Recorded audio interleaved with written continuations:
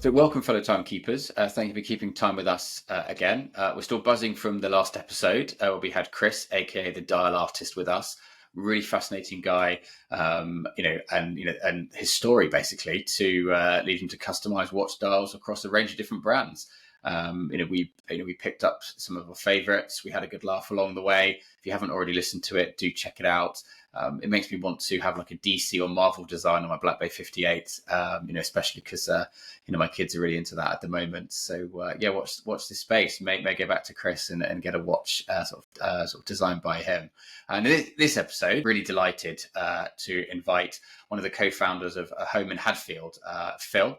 And basically, Holme Hadfield design, build, and sell watch display cases amongst many other products. So, big thanks.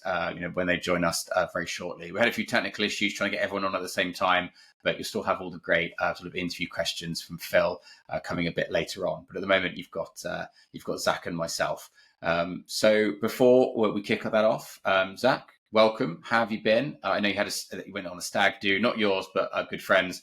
A few weeks ago, I understand that you went to the Cartier exhibition at the V&A recently as well, which I'm very jealous of, and I definitely want to go to very, very soon. So, how are you? Yeah, definitely. And well, thank you. The V&A was. It's good to see you. Good to see you again after a long stag. Had a time in Portugal for a friend's stag. Amazing time. 5 days, which is quite long for a stag, but made it through. Wow.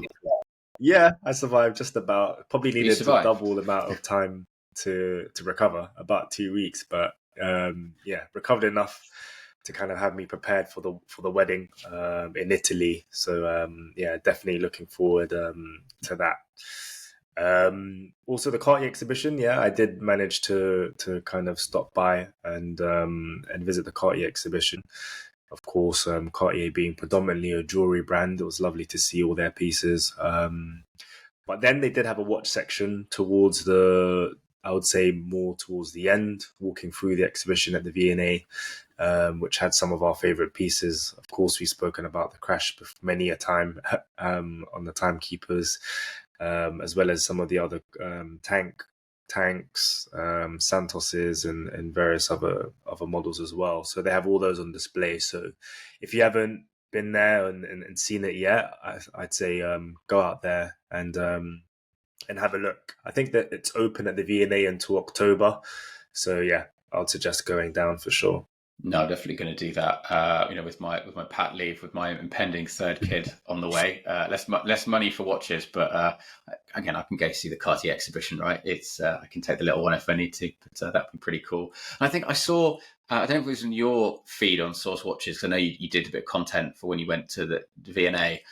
But some of the doors or rooms were like shaped like a crash or like asymmetric, which looks pretty cool. So it's even like the whole room is immersive with Cartier. So definitely want to go check that one out.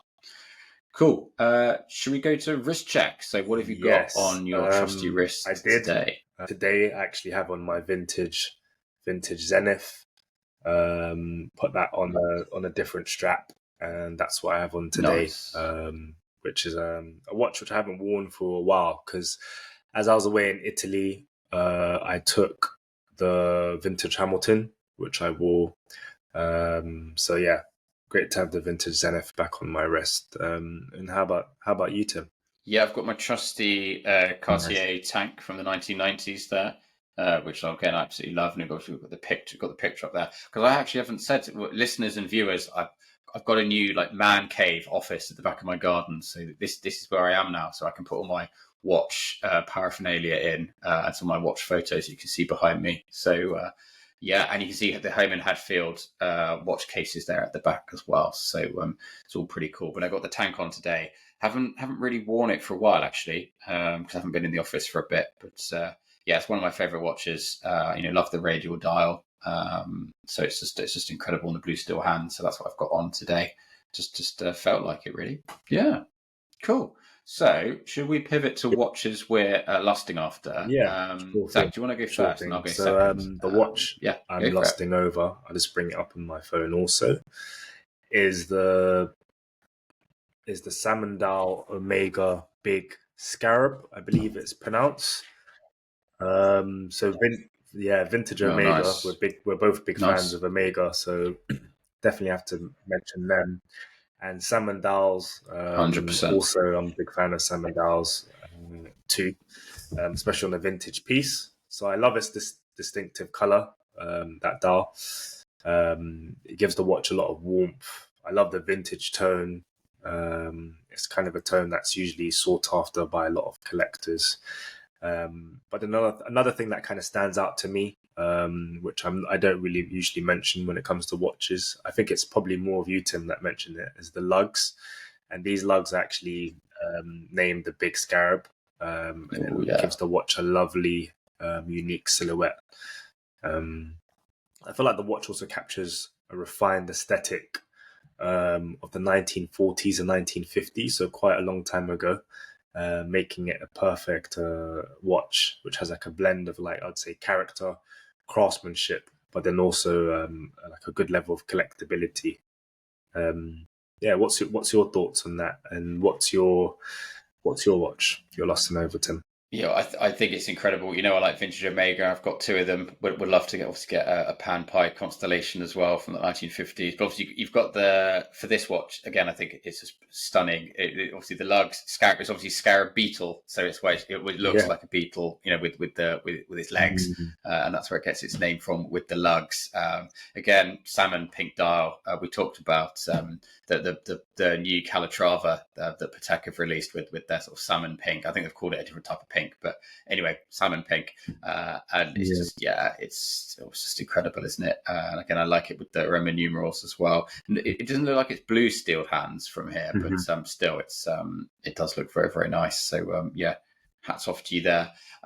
For me, gosh, I think it's quite hard sort of this month. I'm not 100% sure why. I think probably because I can't get past the Patek Philippe Ellipse, with its sort of shapely case design and superb like sunray dial, whether in blue or black. And it's obviously got the matching buckle shape as well of the Ellipse. So, however, I think there's one watch that I actually hadn't seen before that caught my eye on Instagram. And it's actually the Heuer Bundeswehr from the 1960s, obviously, Germanic reference there, and FathomWatches, which I think a lot of people know about, and I managed to have an opportunity to go visit a couple of months ago. They had one in stock recently, and I just love the eligibility of the dial, the loom, the layout, the proper pushes on the side, sort of the quality sub dials and the hands as well. It's a perfect military watch. And obviously it's named, the bund because of the bund strap. And I think I'd have this one now over perhaps an overpriced Speedmaster any day of the week. It's classic, it's vintage, really, really like it. So I think that's probably the one I would pick. But again, the Ellipse has still got me in quite a deep love, I think, at the moment. But Zach, I did see the Heuer. Whether you've got any thoughts I on love that. the strap that it's on. Also, I love the dial. I love the watch. I love the kind of look, the military kind of look and style. I'm a big fan of Heuer. I know I'm not too sure. I think I mentioned the Altavia, but I remember some months ago you weren't a big fan. Is Heuer something that you've been into recently, would you say? Or obviously, we Bjorn, who did that wonderful sort of book and designs and illustrations and sort of graphics for Heuer, and that project was incredible. So you do listen to that pod from a couple of months back. But I think vintage Heuer, absolutely. I mean, even modern Tag Heuer, I'm getting sort of into, and obviously with its sponsoring Formula One. But it was the what was it called? The one the sea farrier that they did. The one from like 40s and 50s, and obviously we looked. The price was just silly. Again, absolutely stunning and beautiful, but the price was insane. But I do quite like them, and they did like a reboot, a reissue of some of the 1960s sort of racing ones. Is it the CS something? Again, we're not a big reference on this show. But really, really incredible. We'll flash them up on screen. So I think I've grown to like them. I wasn't always drawn to them. But, definitely love them. Yeah, but you quite like them, don't you? From the off, I think with Oral Bax mentioning his first watch was a Heuer Altavia. I think I've been a huge fan of Heuer. But that's interesting how you're kind of you've gotten into it, especially with the military. But I think this is a great watch. And like you've mentioned, if it represents great value and more affordability than some other pieces, then I think it could be a great option. I love the sub dials. I love the kind of color of the hands. and kind of numerals. I can see it has symmetry, which is something that you love, isn't it, Tim? And then I also love the kind of addition. Yeah. I also love the addition of the pushers, kind of giving it that kind of really cool look. So yeah, great choice. Great choice, Tim. Yeah, all about the pushers for me. Cool. So should we do Insta shots of the week? Yeah, happy to go first. It wouldn't be a Timekeeper podcast without a mention of Cartier, right? We keep saying Omega's our favourite, but then actually Cartier is probably our favourite, and then Oris is probably our favourite, and then yeah. But anyway, love of Cartier. So I've gone a bit left field with this. So this is first up from, again, flash up on screen, and it's Watch the Lux, and he's done a sketched out Cartier tank in this kind of playful manner. So I think he's drawn it himself, and I'm just going to get it up on screen and have a quick look. But the way he's done it is he's almost done like a rainbow kind of esque drawing as the strap. And then you've got the tank. And then he's got the Eiffel Tower sort of next to it with a lot of like real tank watches put to one side. And I just, like I said, it's really playful. And obviously other artists we admire go for really sort of, hyper realistic takes. This is really down to earth and it's fun. And again, I haven't even mentioned the actual tanks in the shop properly. They've got one with a burgundy dial with a silver case and one with a black dial with a gold case. And again, it's fun, it's playful. I really like it. And then we're going to stick with Cartier again. And this is from another person that's well renowned on Instagram and other places. And that's Georgia Benjamin and her cup of Cartiers. I'm rather jealous of the number of Cartier she has in that cup. And there's a Ceinture as well, which obviously I sadly sold, to fund my Reverso sort of Grail watch that I really, really wanted. And she's put that along the saucer's edge. Again, another fun capture. It's really cool. And it shows you don't need fancy props to get that sort of killer shot. So really like that. Again, next up, third. I've actually got a fourth, so bear with me, listeners and watchers. Zach, got to up your game and find a few more. But next up is someone we've actually mentioned before, and I love his work, and that is Watch Figures. I'm really back into Lego at the moment myself because I've got a 5-year-old and 2-year-old who, again, love Lego. And we're buying up lots of old, hard-to-find DC Justice League Lego figures at the moment. Again, trying to push them down the DC route, not down the Marvel route. Yes, and his shot has actually taken me back to my favourite Christmas movie ever, which is The Muppet Christmas Carol, because that clearly is the best Christmas movie of all time. And he's picked Statler and Wardorf as the characters, and I only know them as the Marley brothers, Marley and Marley, portrayed in the Christmas Muppet movie. So again, I learned something from this shot by googling it. And I haven't even got to the watch yet, have I?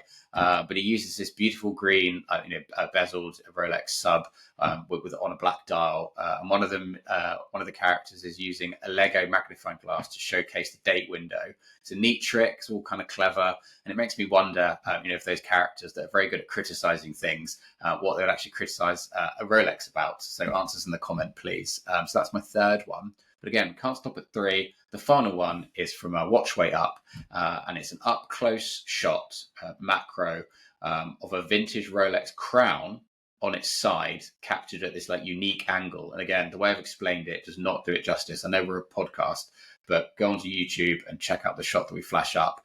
It's gold coloring, is beautifully encased with an orange backdrop at the top of the photo, and that kind of blends into the darker bottom of the photo. So it's the perfect composition and lighting effect combo that I've seen for a while, and it deserves a really big shout out. So really liking those. Zach, what do you think? Obviously, the winners, your shots or my shots, get a Timekeeper's beer mat as well. But why don't you let me know what you think of those, and also your favourite shots of the month 4. as well. Wow, over to you. The list keeps growing, eh? So 4. So now it's hard to compete. But yeah, I do. Looking shots at them now, I can see why you've picked them for sure. I think starting off with the first one by Watch the Lux with the rainbow. It looks like those are Cartier Must-Stay Cartiers, which is quite cool. I had one of those back in lockdown on the red strap, gold-plated one, and I loved it so much. So yeah, great watch. I love the playfulness of the kind of sketches. Just having a look now on my phone. I love how it's kind of almost looks like a quick kind of sketch rather than one that's kind of like you mentioned, like is super detailed. But I love that kind of splash of color as well. So I feel like they've captured that very well, in a very creative shot. The second one, you kind of mentioned a lack of expensive props, but I'd say 1, 2, 3, 4, 5 Cartiers. That's quite expensive, as of in itself. Okay, yeah. I meant the teacup, but yeah. not. I don't know if it's Wedgwood China, but yeah. I love the kind of like I can guess you can say the expensive kind of watches, kind of coupled with just like an inexpensive teacup and kind of side plate. Very creative shot. A cup full of Cartiers. I wouldn't mind that instead of a coffee itself. So yeah, I think good job from Georgia. Love that shot and love Cartiers. The watch figure shot, I'm not too familiar. You kind of mentioned about different kind of shows and where these is it Marley Brothers? Are you going to tell me you've never watched Muppet Christmas Carol? Yeah. Oh my gosh, oh no, that is bad, my friend. Have you got Disney Plus? I need to figure out how I can see it. Have you got Disney Plus? I need to do better. I need to do my research. Okay, I've got it on DVD, and now you're going to tell me you don't have a DVD player because you're 10 years younger than me. I don't have a DVD player or a laptop that takes. Oh man, this is painful. No. A laptop with a DVD player? No. Pretty sure I have a family member. Oh my gosh, this pains me. That's the first step, and then get a hold of the DVD, and maybe I can. Yeah, so Muppet Christmas Carol is the greatest Christmas movie of all time, and it will change your world. The fact you've never seen it in your childhood means your childhood was scarred. There was, you didn't live it full to your maximum. Muppet Christmas Carol is incredible. You're going to watch it this Christmas. It sounds like I'm missing out, so I definitely need to watch it. But I love the kind of use of these kind of characters, animated characters with the watch, with the Rolex sub. And then I also like kind of how like the Cyclops with the magnifying glass is kind of like positioned at the third hand, at the 3 o'clock on the watch. So very cool. Also, watch way up. I feel like this is kind of a shot that's kind of like picked via someone who actually has knowledge of professional photography, which is you. So when you had your synopsis, that kind of actually made me realize the level of detail and thought that's been put into a shot that kind of looks like a simple shot when you look at a quick glance. But incredible shot, great detail, and didn't really think of looking at a watch from that kind of angle. So great job from the watch way up. So those are amazing, great choices. For myself, I have a couple shots that are kind of slightly different.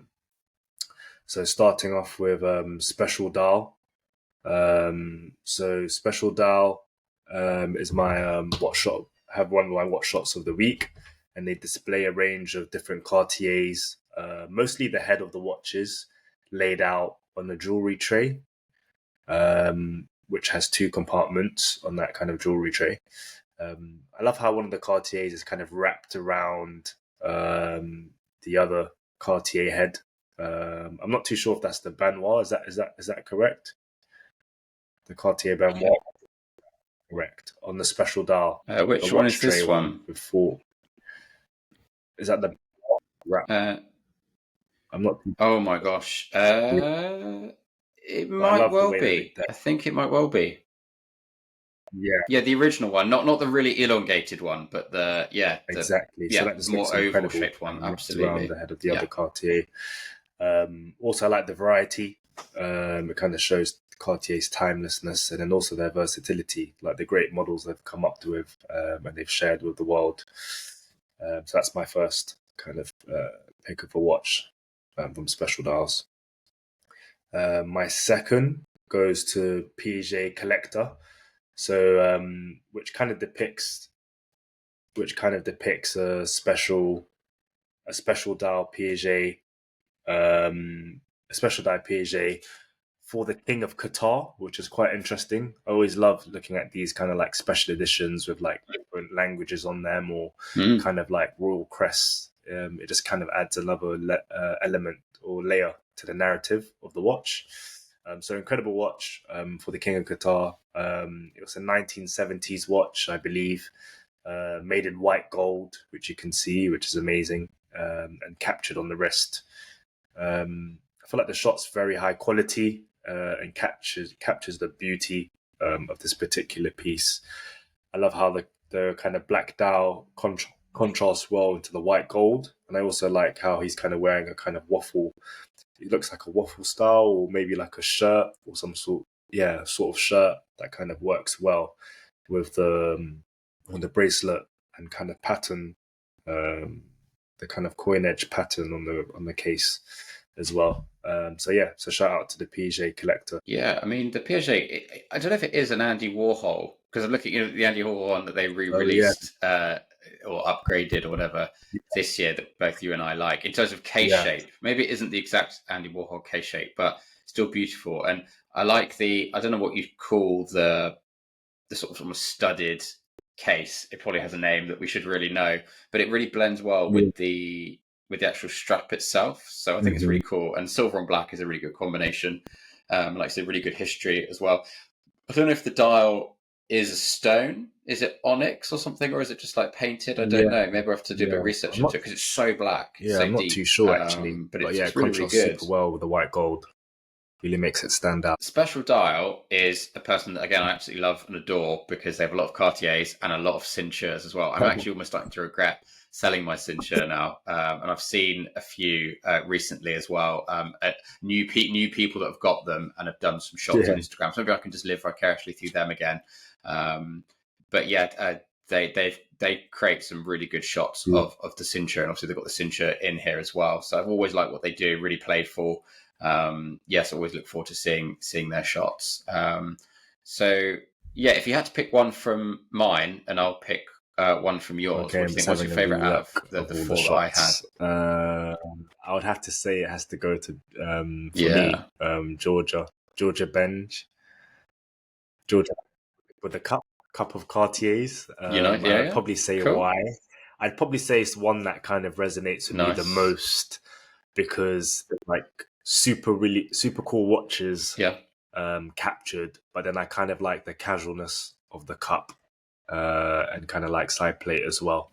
So I kind of like like the contrast between the two super expensive watches and then also kind of the casualness with the cup. That kind of stands out to me and my style, but I think everyone else has done an incredible job. But those are the ones that stand out for me. How about you? Which ones of mine do you stood out to you? Yeah, so I like the Watch Deluxe the most. I think of my ones with the playful rainbow, because again, I'm just leaning into my own prejudices and loves and things. I just thought that was really cool and fun. But yeah, on yours, I just sort of mentioned it. Probably gave it away with my voice. SpecialDial is just incredible for the watches they have and the photography. So probably that, and then again harking back for a love lost in terms of the Cartier Ceinture. So I think yes, both of you get a Timekeeper's beer mat should you want one. That's really cool. So we've done that, and then we're going to go and welcome Phil from Holme Hadfield, and I'm going to ask him a few questions about his business, why they even started making watch cases, how they went about doing it, where they sourced it, what's the top seller, how they've branched out into making pen cases. I think they're going to do cigars, lots of other things. It's a really great interview. So yeah, listen to that bit very shortly.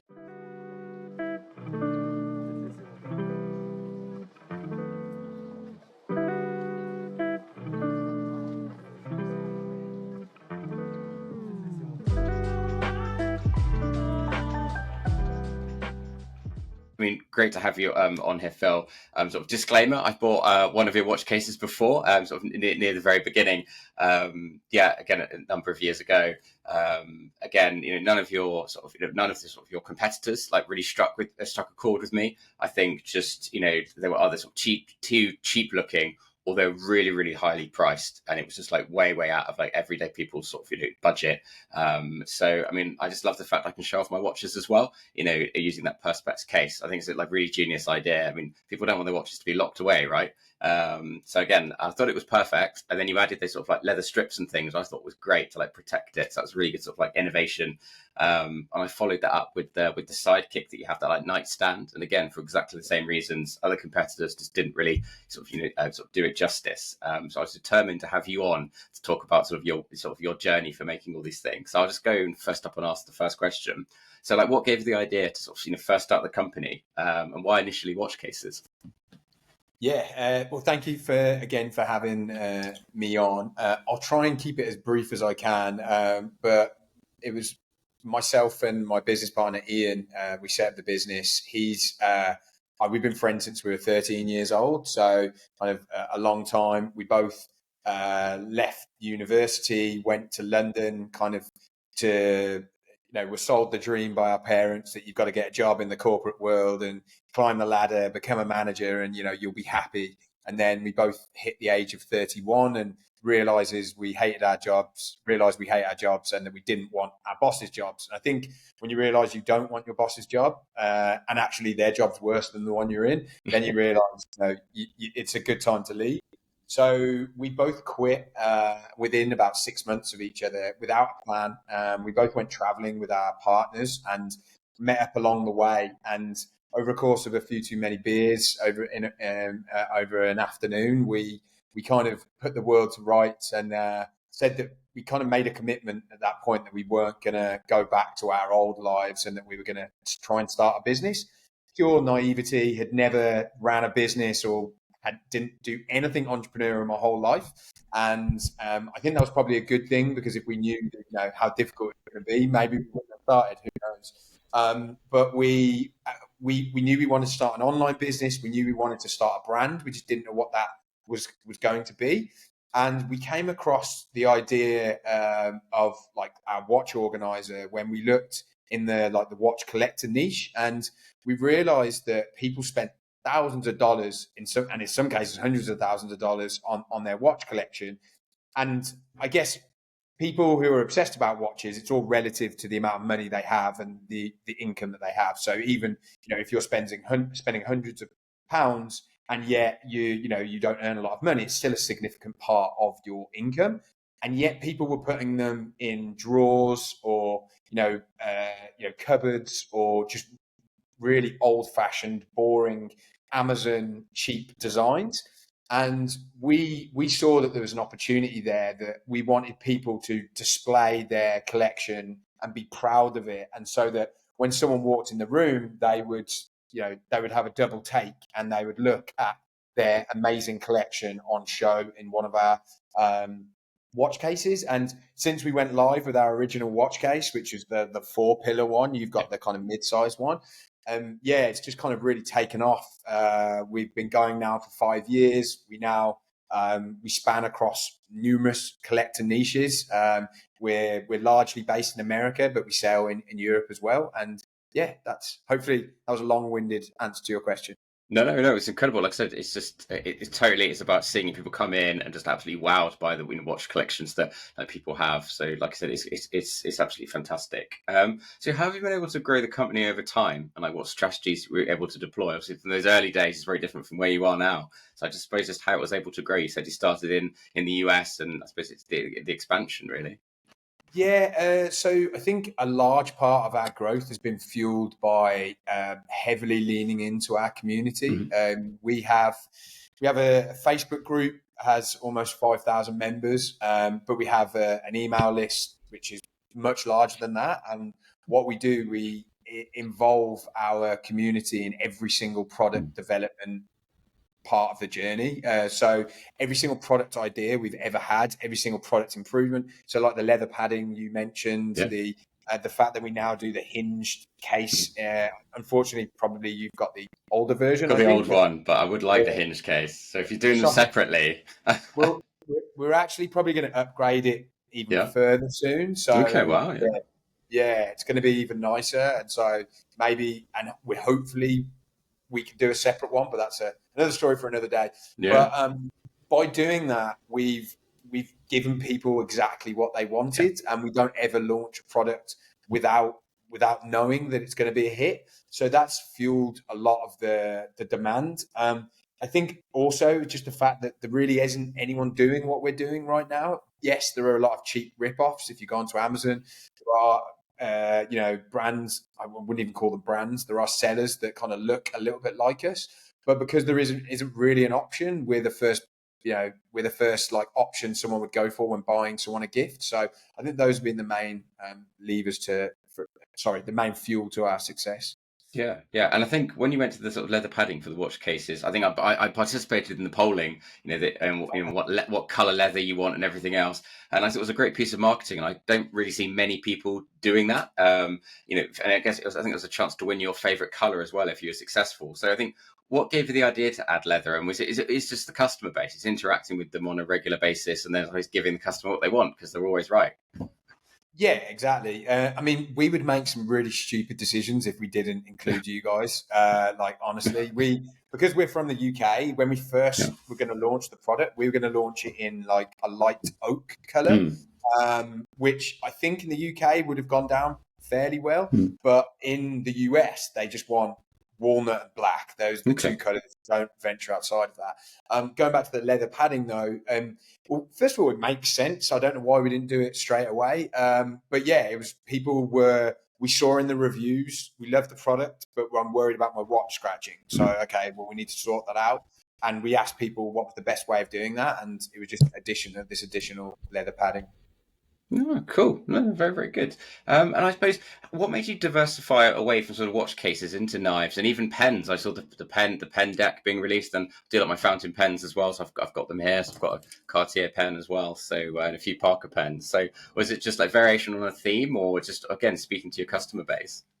Well, so we went pretty big on social media from the beginning. We started working with kind of like micro influencers, and then we actually had one of I don't know, he's not that big in the watch community, but he's kind of big in the everyday carry EDC community. Pete McKinnon, have you heard of him? I haven't. No. He's a YouTuber. He's got like 6 million subscribers. Wow. He actually bought our product. He was a kind of I was customer service, and he was having a bit of an issue, like getting the delivery, and I was pretending I was this big customer service team, and I realised who he was. I kind of asked him whether he would share a story about it because he loved it, and he said, "Oh, I might include it in my gift guide," and he put it as number 1 on his gift guide for that year. It kind of sent things a little bit mental for a little while, and it exposed us to this whole world of everyday carry and collectors essentially, and that the problem we solved in the watch niche, at least there were solutions. Like you've got a Wolf watch case, which is super expensive, but that's another story. And then there are other watch cases, whereas in the knife space, in pen space, coins, which aren't big in the UK, but in America it's huge. There really isn't anything. So I think we looked at it and we were like, that actually isn't an option. So even if we created, just anything, I'm sure it would be popular, but let alone the standards that we have. So that kind of, and since then, there's no end of niches we can go into. Like we're going to be going into cigars. That's pretty big. Obviously, you mentioned pens, and then there's a lot of it. We're going into women's as well, like jewelry. So there's a lot of other niches that we're going into.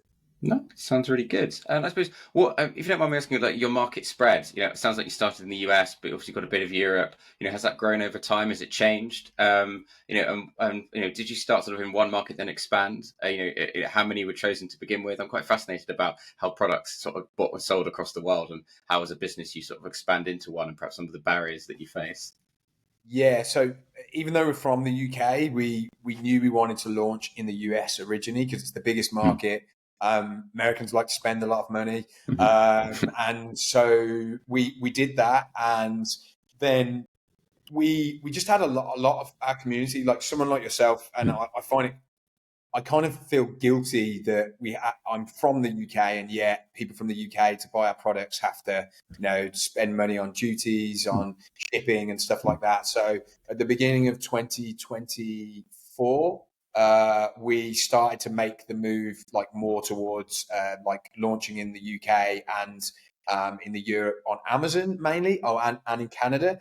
To be honest, it's really difficult. There's a lot of compliance, particularly in Europe.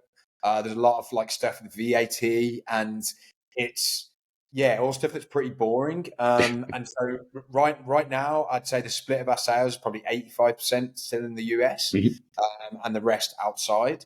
But yeah, I think it's still US is the biggest market for sure. Yeah, but that's good though, because people find it hard to crack America. So you went for like the hardest market first as a Brit, and then it seems like you made it. So congrats. Yeah. True. Yeah. I think it's because we did it that way round. It just it was easier.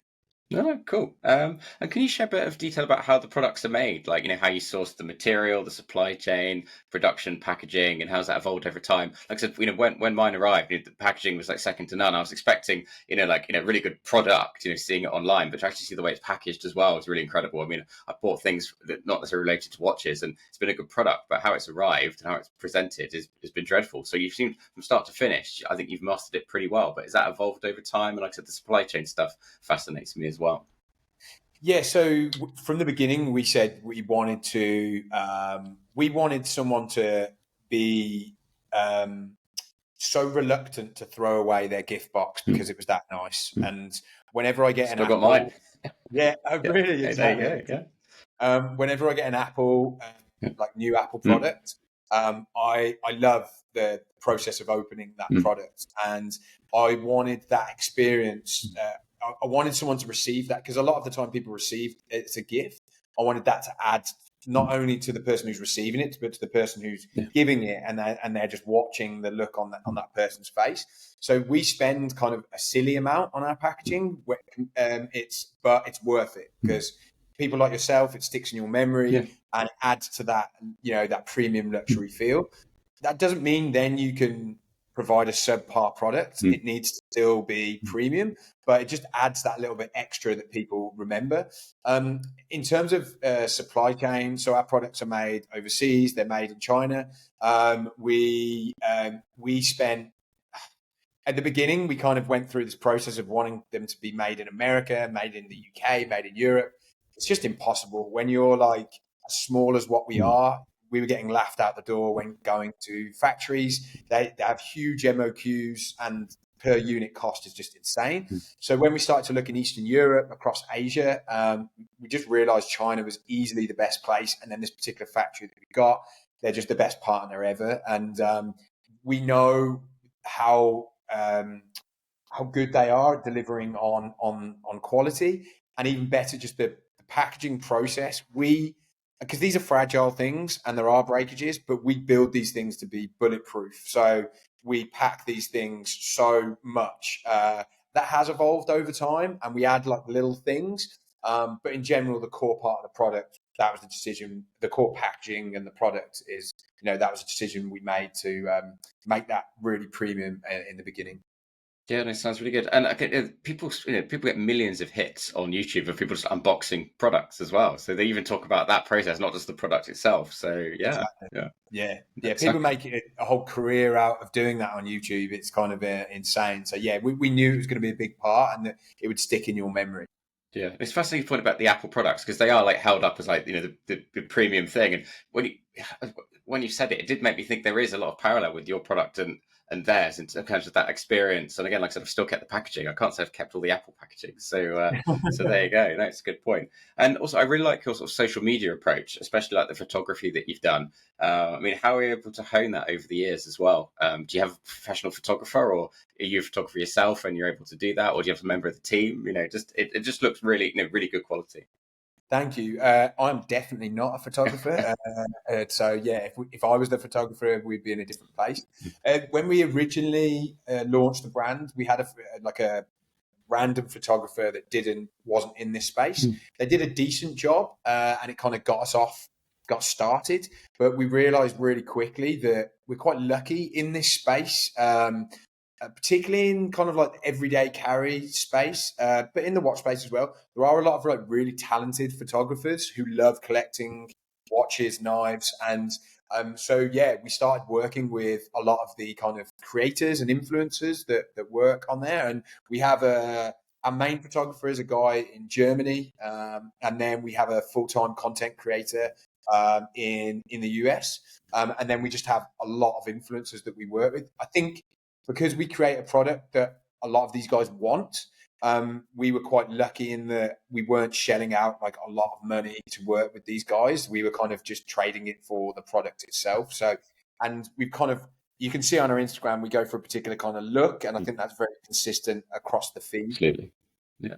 That sounds really, really good. And also, it's great that obviously you said you've got someone in Germany, but then in the US as well. So it's not just in like a small basement in London or something. It's like, so, multi-country sort of, a business, which sounds fantastic. Yeah, well, we're a remote business, like all around the world. Me and my business partner set this business up from my kitchen in London, and then after COVID, I made the decision that with my wife that we wanted to travel a little bit, so we kind of based ourselves in Bali in Indonesia. I'm in Spain right now. We kind of moved back, but we have people in Australia, Philippines, Europe, US, and South America. So we kind of have people all over the world. Yeah, no, it's incredible story. And I suppose for listeners starting out with their sort of entrepreneurial journey, like what's like the one tip you would give? I mean, I've run a small business before for a number of years and know how sort of difficult and challenging it is as well. Not in the same scale and success that you've had, but I suppose that like one tip you'd give someone that has like a germ of an idea, but like doesn't know how to get started and that kind of thing. Yeah, I think there's two bits of advice. The first one sounds really easy and stupid, but it is just true. Just start. I remember we had this idea, and then I said to it, we kind of had a phone call when we got back from traveling. Obviously, you kind of come back from the high of making the decision that we're going to do this, and then I called him and said, "Oh, actually, maybe we should delay it 6 months." And then he was like, "Well, okay, it might not work out for then." And it was like, "Okay, let's talk in 6 months." And then I realized that there and then, if we didn't start then, it probably wasn't going to happen. And we didn't know what we were doing. Really didn't. We just took a course and we still didn't know what we were doing. And still to this day, there's loads of stuff we don't know what we're doing. The important thing is to start, because once you start, you kind of make that commitment to yourself that you're just going to figure it out. And don't get too worried about all of the stuff that's coming up, because you'll figure it out as you go along. So always just focus on that next step. And the next step for someone thinking of starting is to start. And then I think the other thing is, I think start something that like is unique, and that actually you're not just copying something out there in the market, and that it's just like another kind of Me Too product. If you're selling products, when we took these courses, kind of like teaching you about e-commerce, there was a lot of these kind of people, selling spatulas online, selling all of these kinds of different things. And we never wanted to do that. We wanted to do something that was very unique, and that you could see that is Holme Hadfield.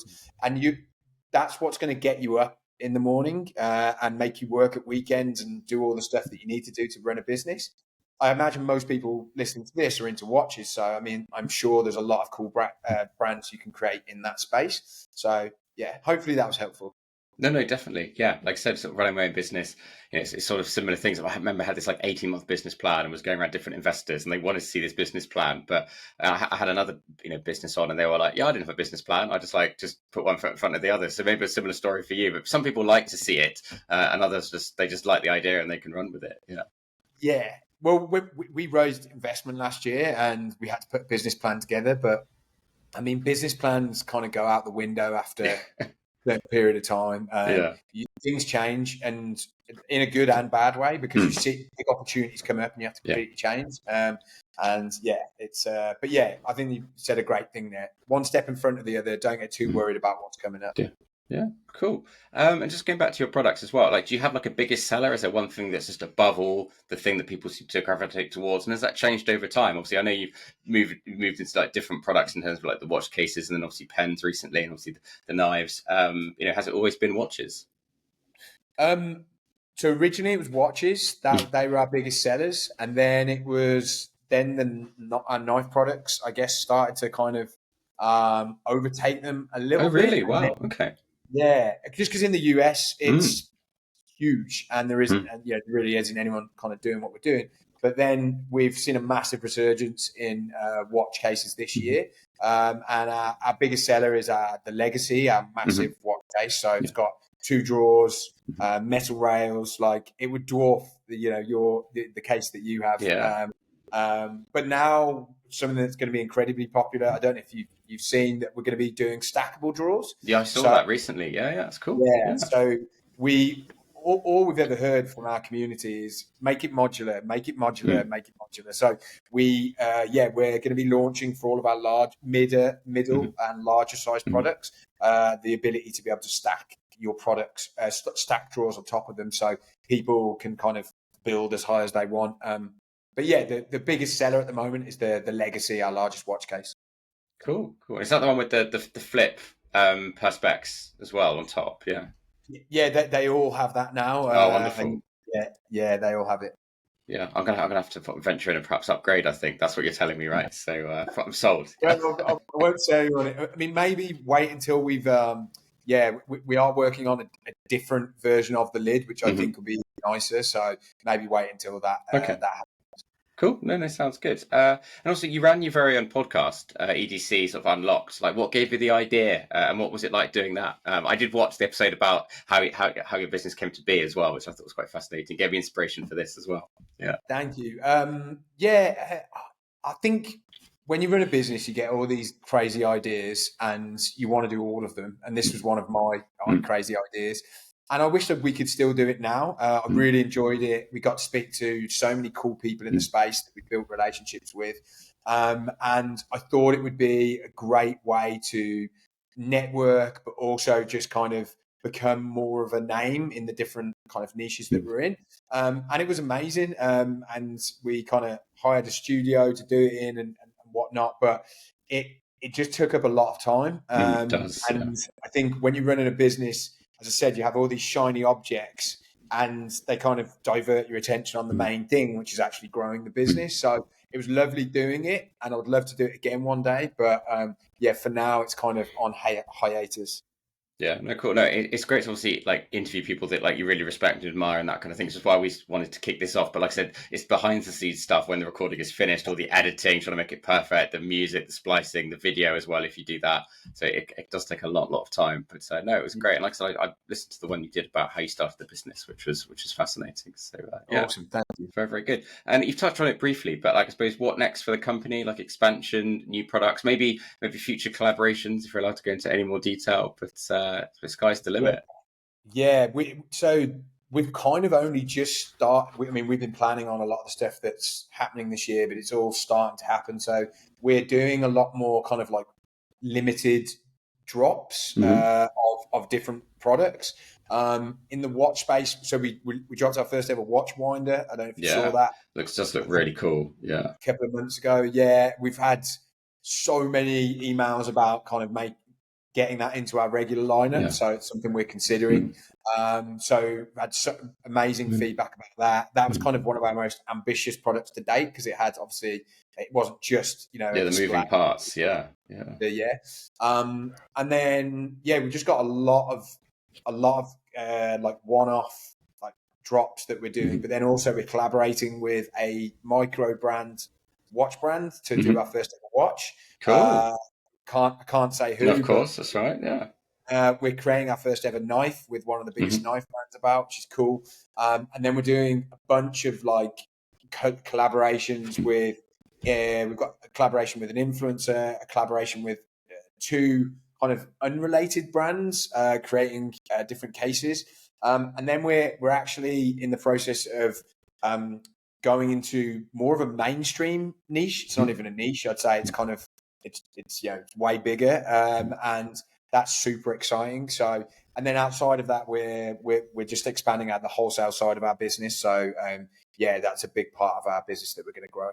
No, cool. Definitely some good tidbits there for our listeners of things to watch out for and to look out for. But I think the watch winder was incredible. Again, also I thought well priced, because you can look at other brands and it's so expensive, but you've definitely got the quality there. But did you, in terms of like the supply chain, I suppose you had to look a bit differently? Was that still with China and the same people, or did you have to look to other experts to make that happen? Yeah, we had to go to a different factory for this. Still in China. but Ian and I went to China, literally 2 years ago in a month, and we had the design. So this is how long it takes. It takes 8. And we went to about 6 different factories, and one of them we knew immediately that these were our guys, and we probably went through about 5 iterations to get to the final product. I think they were losing faith in us in the end that we were going to do it, and then we finally did. And so it took quite a long time. I think with a product like that, you just need to get it right. People are spending a lot of money. It's easily our most expensive product to date, but as you said, compare it to a Wolf watchwinder, for example. These are going for like $3,000 or $4,000. I think this was like really well priced at $700, which is what we launched it at. No, definitely. Absolutely. And the final question, so where do you see sort of the watch accessory market going in the next few years? Obviously, you're driving it, I guess, but are there any sort of reflections that you have in terms of where you see it going? Do you mean specifically in terms of the displays and organization, or other accessories as well? I suppose both, if you've got any comments on them, really. I'm just interested, because you've got to survey the market and see what's going on, but it sounds like you're setting the market agenda as well by giving people what they want. Well, I think like with what I mean, you're probably better to speak on this than I am, but with like watch straps, for example, like I see brands popping up like all the time, doing really well, and creating so many more options for watch owners, and people creating some really cool watch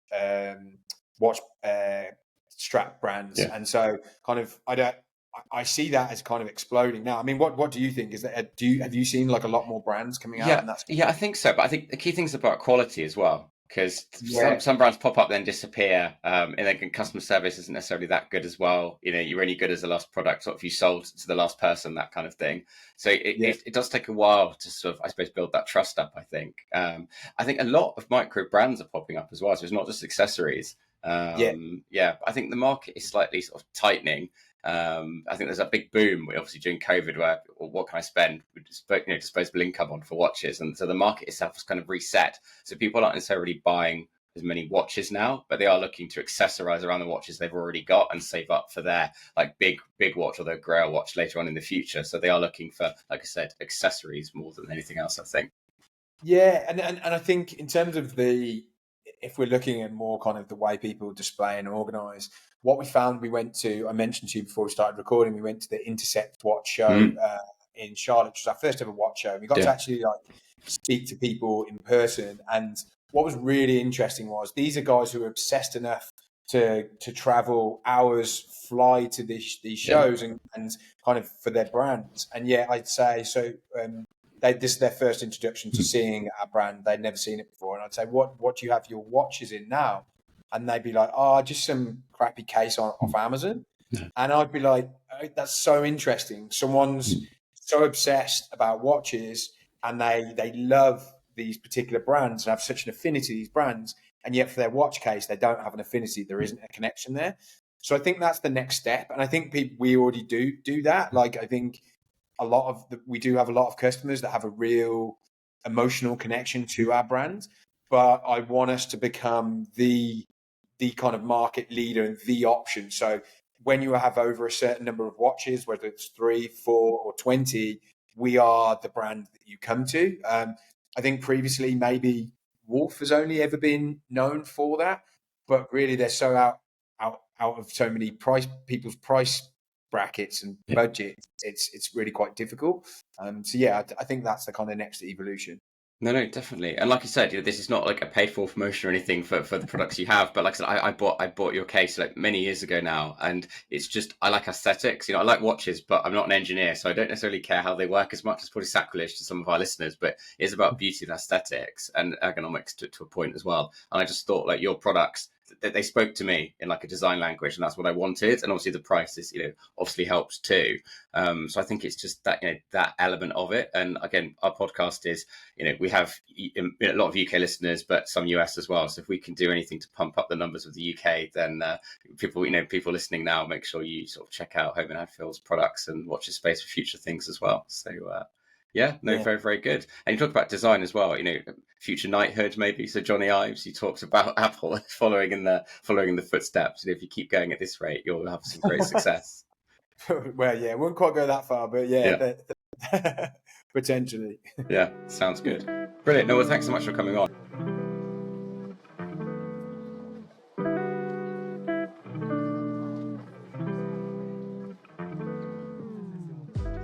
Another pod completed. We had such an amazing time, awesome time with Holme Hadfield and Phil.